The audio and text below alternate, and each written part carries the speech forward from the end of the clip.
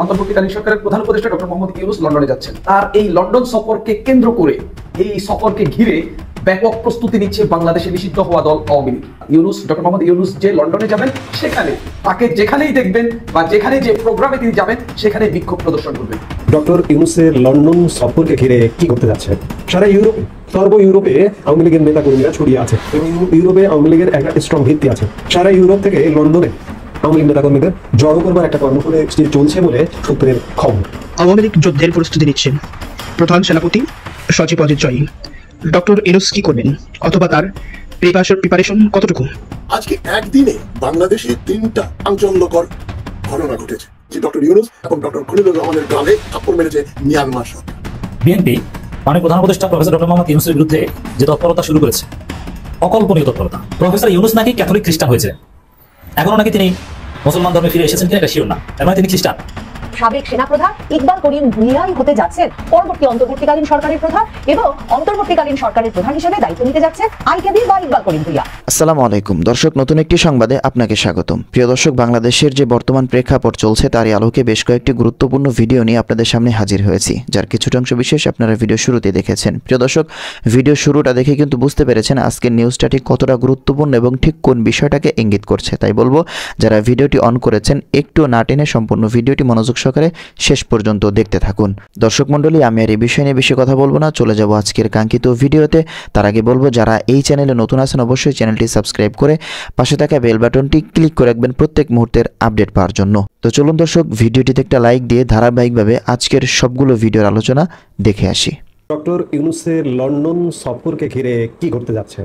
ইউনূসের London সফরকে কেন্দ্র করে বাংলাদেশের আর এক প্রধান রাজনৈতিক দল বাংলাদেশ আওয়ামী লীগ, যেটি সর্বশেষ ক্ষমতাসীন ছিল, ক্ষমতা থেকে বিদায় নিয়েছে, লন্ডন সফরকে কেন্দ্র করে আওয়ামী লীগ লন্ডনে ব্যাপক শোডাউনের পরিকল্পনা করছে।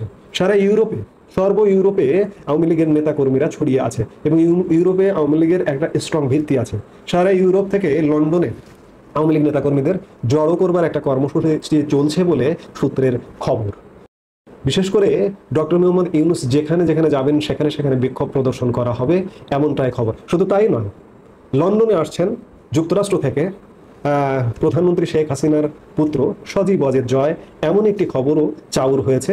লন্ডনে এসে নেতাকর্মীদের উদ্বুদ্ধ করে তিনি এই বিক্ষোভ কর্মসূচিকে সফল করবার একটা প্রচেষ্টা চালাচ্ছেন, এমন খবরও চাউর হচ্ছে। এবং সজীব ওয়াজেদ জয়ের কর্মসূচির মধ্যে রয়েছে যে লন্ডন সফরে আওয়ামী লীগের ব্যাপক শক্তি সমর্থ প্রদর্শন করে ডক্টর ইউনূসের কর্মসূচিকে বাধাগ্রস্ত করে খানিকটা সজীব ওয়াজেদ জয় আরও কিছু নেতৃবৃন্দকে নিয়ে ভারতে তার মার সাথে দেখা করতে যাবেন, এমনটাই সূত্রের খবর। এবং ডক্টর মোহাম্মদ ইউনূসের সফরকে কেন্দ্র করে আওয়ামী লীগের এই কর্মসূচির কারণে ডক্টর মোহাম্মদ ইউনূসের সফরসূচি এখনো পর্যন্ত জনসমক্ষে প্রকাশ করা হচ্ছে না।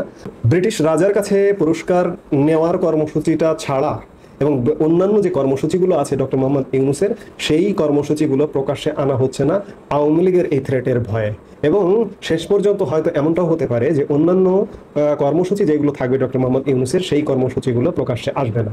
এখন সবকিছু মিলে বলা যেতেই পারে যে লন্ডনে তারেক রহমানের সাথে ডক্টর মোহাম্মদ ইউনূসের দেখা হচ্ছে, অন্যদিকে সজীব ওয়াজেদ জয় মার্কিন যুক্তরাষ্ট্র থেকে ছুটে আসছেন, আওয়ামী লীগ, বিএনপি এবং ডক্টর মোহাম্মদ ইউনূস, এই সব কিছু মিলে লন্ডন এই মুহূর্তে মূল কেন্দ্রে, রাজনীতির দৃষ্টির কেন্দ্রে পরিণত হচ্ছে বলেই মনে হচ্ছে। এখন লন্ডনে এর ফলাফল দেখতে হবে যে আওয়ামী লীগ ডক্টর মোহাম্মদ ইউনূসের বিরুদ্ধে ইউনূসের সফরকে কেন্দ্র করে কতটা শক্তি প্রদর্শন করতে পারে, কিংবা তারেক রহমানের সাথে ডক্টর মোহাম্মদ ইউনূসের বৈঠকটা যদি অনুষ্ঠিত হয়, এই বৈঠকের পরে কি ফলাফল আসে বিএনপির রাজনীতিতে, সেগুলো দেখার জন্য আমাদের আরও খানিকটা সময়, আরও কয়েকটা দিন অপেক্ষা করতে হবে।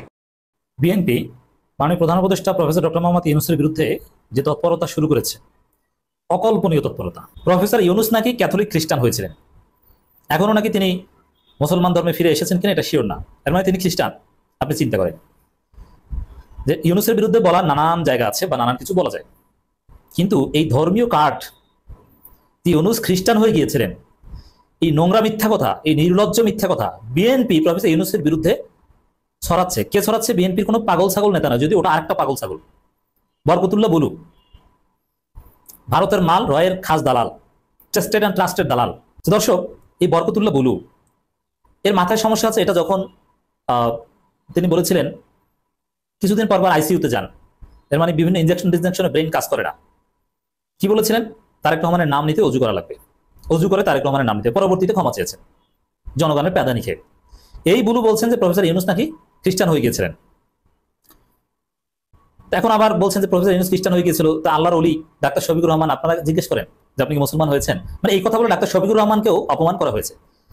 মানে ডাক্তার শফিকুর রহমানও ভালো না, আপনার তো সাজেন আল্লাহর ওলি, আপনারা জিজ্ঞেস করেন ইউনূসকে। এরকম একটা ভাব। আচ্ছা, প্রফেসর ইউনূস আমি প্রথমে বলিনি যেটা একদম নির্লজ্জ মিথ্যাচার, কোনো প্রমাণ নেই, এরকম কোনো ঘটনা ঘটেনি। আর প্রফেসর ইউনূস যে মুসলিম এটা তো প্রকাশ্যে দেখছেন, যিনি টুপি মাথায় দেন, মাঝে মাঝে নামাজ পড়েন, ঈদের নামাজ পড়েন, খ্রিস্টান হলে এটা করেন। আর দ্বিতীয় কথা হচ্ছে তার এনআইডি তে মুসলিম লেখা, বা এনআইডি তে তো এরকম লেখা থাকে, মানে তার যত আইডেন্টিটি বা তার যে সিভি সব জায়গায় মুসলিম লেখা। তিনি নিজেকে মুসলিম হিসেবে প্রমাণ করেন বা প্রচার করেন। তিনি জীবনে কোনো খ্রিস্টান গির্জায় ইবাদত করতে গিয়েছেন এরকম কোনো প্রমাণ নেই। তো একজন মানুষের ধর্ম পরিচয় যাচাই করার জন্য যে বাহ্যিক প্রমাণগুলো সব তো আমাদের কাছে দৃশ্যমান। এতে তার জুলকারনাইন সায়েরের কথিত তদন্ত দরকার হয় না যে ডক্টর ইউনূস মুসলিম না খ্রিস্টান এটা প্রমাণ করতে। তিনি টুপি পরেন, মসজিদে যান, নামাজ পড়েন, কোনোদিন খ্রিস্টানদের কোনো উপাসনালয়ে যান না, জাস্ট সে সেখানে তিনি মুসলিম। এরপরে এটা নিয়ে কোনো প্রশ্ন তো কত নোংরা খেলা, ধর্মীয় পরিচয় নিয়ে এভাবে প্রোপাগান্ডা চালানো, এটা কত নিকৃষ্ট আপনি জানেন? এর হুকুম কি আমি বলবো? প্রফেসর ইউনূস মুসলিম কিনা এটা সন্দেহ করছেন, মানে কি? প্রফেসর ইউনূস যদি মুসলিম থেকে খ্রিস্টান হয়ে থাকেন তাহলে তিনি কিন্তু মুরতাদ, আর মুরতাদের হুকুম শরীয়তের পরিভাষায় তাকে হত্যা করতে হবে। বেশিরভাগ ওলামা ইকরাম এটাই বলেন। তাহলে ডক্টর ইউনূসের হুকুম কি ইসলামপন্থীদের কাছে? বুঝতে পারছেন? এইভাবে বিএনপি উপস্থাপন করছে। আরেকটা ফতোয়া বলি, যদি প্রফেসর ইউনূস খ্রিস্টান না হয়ে থাকেন তাহলে বরকতুল্লাহ বুলু তিনি কাফের। কারণ কি? কারণ হচ্ছে যদি কাউকে কেউ তাকফির করে, মুসলমান ধর্ম থেকে বের করে দেয়, সে আসলে যদি সেটা না হয় তাহলে সে যেটা বলেছে, যেটা অপবাদ দিয়েছে ওইটা সে, তাহলে এই প্রফেসর ইউনূসের বিরুদ্ধে যে অপবাদ বরকতুল্লাহ বুলু দিয়েছে ওটা বরকতুল্লাহ বুলুর উপর বর্তায়। বুঝতে পারছেন কত বড় অপরাধ করেছে? এদের এলেম আছে? এই যে বরকতুল্লাহ বুলু, এই যে অশিক্ষিত মূর্খগুলো কোথায় পড়াশোনা করেছে? কারণ অনেকের সাথে তো ভাব নেন যে আমি অমুক বিশ্ববিদ্যালয়ে পড়েছি, ভাই এই ভাব তো আমাদের সাথে নেওয়া যাবে না, কারণ আমরা যে বিশ্ববিদ্যালয়ে পড়েছি যে রেজাল্ট ওটা আপনার 14 গোষ্ঠীর মধ্যে কারো নাই। এবং আমাদের কোরআন হাদিসের এই লাইনের যে সার্টিফিকেট আছে এটাও আপনারা কখনো চ্যালেঞ্জ করতে পারবেন না। আপনি বুঝেন ইসলামের কিছু, আপনাকে যদি ইসলাম সম্পর্কে 5টা প্রশ্ন করে একটা উত্তর দিতে পারবেন আপনি? এই ইন্ডিয়ান মাল। তো প্রফেসর ইউনূস বলছেন যে ক্যাথলিক খ্রিস্টান হয়ে গেছিল মনিকার মাকে বিয়ে করার সময়, এবং নানান কিছু হাবিজাবি, সব মিথ্যা কথা, কোনো প্রমাণ নেই। আচ্ছা, যদি এটা হয়ে থাকে এর মানে কি আপনাদের দৃষ্টিতে কি যে এটা একটা বড় অপরাধ, যে একে মানা যায় না, হুজুররা ধরেন তাকে? মানে এটা কেন বলছে? এর কারণ স্পষ্ট, যে দেখেছে যে ইসলামপন্থীরা সবাই প্রফেসর ইউনূসকে ডিফেন্ড করছেন, এবং ইসলামপন্থীরা দোয়া করছেন যে ইউনূস জীবিত থাকতে যেন কোনো নির্বাচন না হয়, এবং ইসলামপন্থীরা সমাবেশের ডাক দিয়েছেন 21 তারিখ এবং 28 তারিখ এই ডক্টর ইউনূসের পক্ষে, এবং দোয়া করছেন সবাই। এবং আমাদের বিশ্লেষণ যে আল্লাহ রাব্বুল আলামিন ডক্টর ইউনূসকে কবুল করেছেন, যে ইউনূসকে সবাই হাসিনা সুদখোর বলতো, কি নোংরা ভাষায় হাসিনা গালাগালি করতো। হাসিনা যেরকম ইন্ডিয়ান ন্যারেটিভ দিয়ে ইউনূসকে গালাগালি করতো, সেম ইন্ডিয়ান ন্যারেটিভ দিয়ে এখন বরকতুল্লাহ বুলুরা গালাগালি করছে। কোনো পার্থক্য নেই, হাসিনার বুলুদের মধ্যে কোনো পার্থক্য নেই, একদম নোংরা মাল দুইটাই। আই রিপিট, হাসিনা এবং বুলুদের মধ্যে কোনো পার্থক্য নেই, সেম ন্যারেটিভ ইউজ করছে, সেম ভাবে ডক্টর ইউনূসকে গালি দিচ্ছে। একদম হাসিনা সুদখোর বলতো, জাহান্নামী বলতো, এই সেম কথাগুলো বলছে। এগুলো ইসলামপন্থীদের খেপিয়ে দেওয়ার জন্য, যেহেতু ইসলামপন্থীরা এখন তার পক্ষে দাঁড়িয়েছে, এটা যে কেউ বুঝে, কিন্তু কেউ বিশ্বাস করে না। পিনাকি ভট্টাচার্য এটা নিয়ে আলোচনা করেছেন, ডিটেইলসে আলোচনা করেছেন, যেটা মিথ্যা কথা। কেন, কিভাবে বলছেন? ইন্ডিয়া কিভাবে শিখিয়ে দিয়েছে এই রয়ের মাল বরকতুল্লাহ বুলুকে? কেউ কল্পনা করেছেন? সবাই অবাক যে ডক্টর ইউনূসের বিরুদ্ধে বলবে তাকে খ্রিস্টান বানিয়ে দিবে। আচ্ছা, তিনি যদি খ্রিস্টান যখন প্রধান প্রতিষ্ঠা হয়েছেন, এতদিন যে তার প্রমাণ বলেছে তাকে ব্যর্থ হতে দেওয়া যাবে না, আপনি 18 কোটি মানুষের ইউনূস, আমরা আপনার পাশে। এই যে সালাউদ্দিন আহমেদ যে হুজুর করে আসলো 2 দিন আগে, যে এতদিন কেন বলেন নাই যে প্রফেসর ইউনূস খ্রিস্টান হয়ে গিয়েছিলেন? আচ্ছা, যদি এটা সত্যি হয়ে থাকে বুলুর বক্তব্য, তাহলে বিএনপি অন্য নেতারা কেন বলে না? হয় বুলুকে লাঠি দিয়ে বের করে দিতে হবে, বুলুকে কান ধরে উঠবাস করাতে হবে এই ভয়ানক মিথ্যাচার করার জন্য, নাকি বিএনপি টোটাল বিএনপিকে দায়িত্ব নিতে হবে যে না আমরা খ্রিস্টান মনে করি, তারপরে আমরা লাগবো। এত বড় কথা আমাদের রাষ্ট্রপ্রধানের বিরুদ্ধে, সরকার প্রধানের বিরুদ্ধে, হেড অফ দি স্টেটের বিরুদ্ধে, এক্সিকিউটিভ চিফের বিরুদ্ধে, এটা কঠিন শাস্তিযোগ্য অপরাধ। অবশ্য পিনাকি ভট্টাচার্য পাল্টা জবাব দিয়ে ভিডিও বানিয়ে এই বুলুকে পাগলা এবং রয়ের দালাল প্রমাণ করে দিয়েছেন। আজকে একদিনে বাংলাদেশে 3টা চাঞ্চল্যকর ঘটনা ঘটেছে। এই 3টা ঘটনাই আপনাদের বলবো, এবং এই ঘটনাগুলো থেকে আমাদের শিক্ষণীয় অনেক কিছু আছে। কি হচ্ছে বাংলাদেশে, কেন হচ্ছে এসব, এটা আমাদের জানা দরকার। প্রথমে একটা খবর, যেটা আপাত দৃষ্টিতে একটা নিত্য নৈমিত্তিক ঘটনা। এক সরকারি কর্মচারী মন্ত্রীকে 1 কোটি টাকা ঘুষ দিতে চেয়েছেন। এটা তো স্বাভাবিক ব্যাপার, বা এটা কোনো ঘটনাই না। যেমন কুকুর মানুষের পায়ে কামড় দিয়েছে, এটা কোনো সংবাদ না। মানুষ যদি কুকুরের পায়ে কামড় দেয় তাহলে ওটা খবর। সুতরাং আমি কেন বলছি এই ঘটনাটা, একজন সরকারি কর্মচারী শিক্ষা বিভাগের, তিনি শিক্ষা উপদেষ্টা, আমার ছোট ভাই বন্ধু সিআর আবরার, ডক্টর সিআর আবরারকে 1 কোটি টাকা ঘুষের প্রস্তাব দিয়েছিলেন। তো এটা অনেকেই বলবেন, আরে লোকটা কি বোকারে, 1 কোটি টাকা এমনি যেতে দিল, হ্যাঁ 1 কোটি টাকা দিল, তুমি এটা ট্রান্সফার করে দেবে, এতে কি আসে যায়। আসলে এইচএসসি পরীক্ষা ও অন্যান্য বিষয় নিয়ে গণমাধ্যম কর্মীদের সঙ্গে মত বিনিময় সভায় উনি বললেন, একটা বড় পদের পদায়নের জন্য আমার কাছে তদবির এসেছিল। সে তদবিরটা কি, একজনকে ট্রান্সফার করতে হবে 1 কোটি টাকা দিয়ে। উপদেষ্টা বলেন, তিনি যাকে দিয়ে বলিয়েছেন তিনি আমার পরিচিত, তিনিও একটি প্রতিষ্ঠানে রয়েছেন, আমি আর বিস্তারিত বলতে চাচ্ছি না। ব্যাপারটা হচ্ছে দুটো দিক। সবচাইতে প্রথম হচ্ছে খবর যে সিআর আবরার, ডক্টর চৌধুরী রফিক আবরার ঘুষ নেননি, এটা একটা খবর। আর 2 নম্বর পয়েন্টটা হচ্ছে এমন কি দুর্নীতির সুযোগ রয়েছে এক ডিপার্টমেন্ট থেকে আরেক ডিপার্টমেন্টে যাওয়ার, সেটা খুঁজে দেখার দায়িত্ব শুধু শিক্ষা বিভাগের না, অ্যান্টি করাপশন, স্বরাষ্ট্র মন্ত্রণালয় এবং ডক্টর ইউনূস থেকে শুরু করে police commissioner, inspector general police, attorney general সববারই এই ব্যাপারে উৎসাহী হওয়া দরকার। সবচাইতে বেশি উৎসাহী হওয়া দরকার তোমাদের, যাদের ভাগ্য নিয়ে ছিনিমিনি খেলা হচ্ছে। ছিনিমিনি খেলছে, টাকার বিনিময়ে দুর্নীতি করবে, হয়তো সে জাল সার্টিফিকেট সাপ্লাই দেবে, হয়তো সে এই ধরনের কোন একটা বড় ধরনের স্ক্যামের সঙ্গে জড়িত এই ব্যক্তি। কিন্তু যেটা হবে বলে আমার বিশ্বাস না, হলে খুব খুশি হতাম। ওই লোককে ধরে প্রথমে তার চাকরিটা খেয়ে দেওয়া এবং তাকে 20-25 বছরের জেল দেয়া, এবং তার যত স্থাবর সম্পত্তি আছে, বাড়ি গাড়ি ধানি জমি জমা প্লট যা আছে তার তো অনেক আছে নিশ্চয়ই, এই সমস্ত বাজেয়াপ্ত করে ওকে 25-30 বছরের জেল যদি দিতে পারতো ইউনূস সরকার।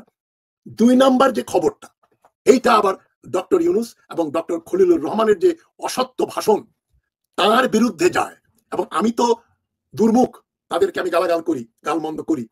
মিয়ানমার তাদের গালে থাপ্পড় মেরেছে, আমি বলি এই যে আরাকানে একটা করিডোর চাওয়ার অভিযোগে মিয়ানমার সরকার বাংলাদেশের রাষ্ট্রদূতকে 6 ঘন্টার নোটিশ দিয়ে বের করে দিয়েছে। এজন্য আমি বলেছি ডক্টর ইউনূস এবং ডক্টর খলিলুর রহমানের গালে থাপ্পড় মেরেছে মিয়ানমার সরকার। এটা আমি বলি। এখন জাতিসংঘ কি বলে? জাতিসংঘের দোহাই দিয়ে ইউনূস সাহেব জাতিসংঘের সেক্রেটারি জেনারেলকে নিয়ে আসলেন বাংলাদেশে। তিনি কক্সবাজারে গেলেন, রামুতে গেলেন, তিনি বললেন রোহিঙ্গাদের ফেরত পাঠানো উচিত এবং আরাকানের ভেতর দিয়ে একটা করিডোর দেওয়া উচিত, যেটা আমাদের পররাষ্ট্র উপদেষ্টা তৌহিদ সাহেব করিডোর শব্দটা ব্যবহার করেছেন। ডক্টর ইউনূস এবং ডক্টর খলিলুর রহমান বলেন না না না, করিডোর শব্দ ব্যবহার করা হয় নাই, আমরা বলেছি হিউম্যানিটেরিয়ান প্যাসেজ, মানবিক একটা রাস্তা, প্যাসেজ দিতে বলেছি। রোহিঙ্গারা যাবে, তাদের খাদ্য বস্ত্র ঔষধ দেওয়ার জন্য একটা করিডোর।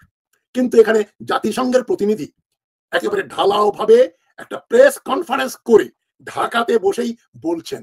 এটা প্রকাশ করেছে ডেইলি সান পত্রিকা, এটা প্রকাশ করেছে 4 জুন, বুধবারের পত্রিকায় এসছে। সেখানে জাতিসংঘ বলছে UN not involved in Rakhine humanitarian corridor. চীন পরোক্ষভাবে আর মিয়ানমার প্রত্যক্ষভাবে বাংলাদেশের উপর হামলা করবে। মিয়ানমার হামলা করলে আমাদের এই ভাঙাচোরা নিধিরাম সরকার 7 দিনও টিকবে না। এবং এটা যদি ঘটে, এর জন্য দায়ী হবেন 2 ব্যক্তি, একজন প্রফেসর ইউনূস আর একজন ডক্টর খলিলুর রহমান।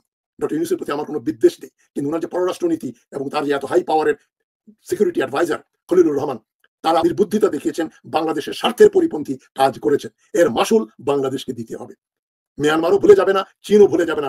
আরেকটা খবর, সমকাল, দৈনিক সমকাল পত্রিকায় ইন্টারেস্টিং খবর, মুক্তিযোদ্ধা স্বীকৃতি নিয়ে প্রধান উপদেষ্টার প্রেস উইং এর ব্যাখ্যা।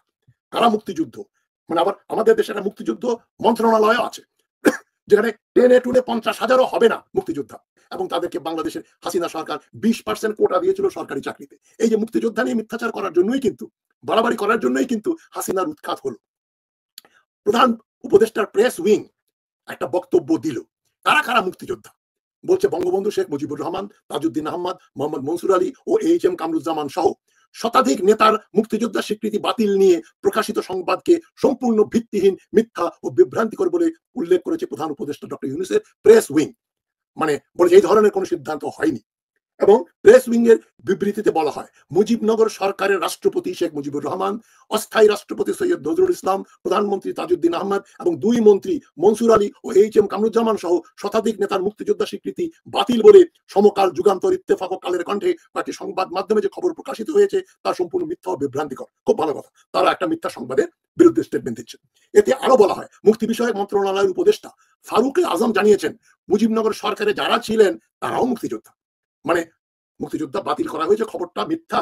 কিন্তু উনি বলছেন যারা যারা ওই সময় মুক্তিযুদ্ধের সময় যারা বিদেশে সরকার পরিচালনা করতেন তারা মুক্তিযোদ্ধা, তবে ওই সরকারের কর্মকর্তা কর্মচারীরা সহযোগী মুক্তিযোদ্ধা। কি আজব ব্যাপার। সুপ্রিয় দর্শক, আমি আশা করছি আজকের নিউজটা আপনারা সকলে মনোযোগ সহকারে শেষ পর্যন্ত দেখেছেন। তো আজকের নিউজটা দেখে আপনার কাছে কি মনে হয়েছে, আপনার মূল্যবান মতামত অবশ্যই কমেন্ট সেকশনে লিখে যাবেন। দেখা হচ্ছে পরবর্তী কোনো আপডেট নিউজে। সে পর্যন্ত সুস্থ থাকবেন, ভালো থাকবেন, আমার জন্য দোয়া করবেন। আসসালামু আলাইকুম ওয়া রাহমাতুল্লাহি ওয়া বারাকাতুহু।